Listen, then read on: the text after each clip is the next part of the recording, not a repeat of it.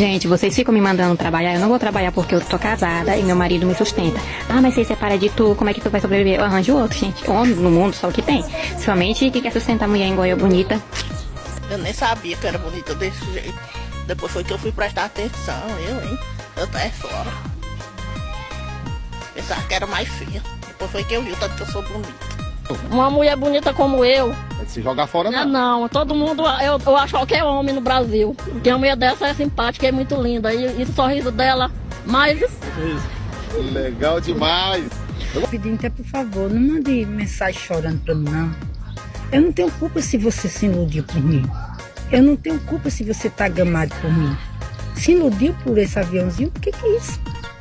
Mas eu tava pensando aqui. Eu queria mesmo era ter nascido, era feio, viu, cara? Era feio. Porque ser bonito assim dá trabalho, viu, cara? Porra.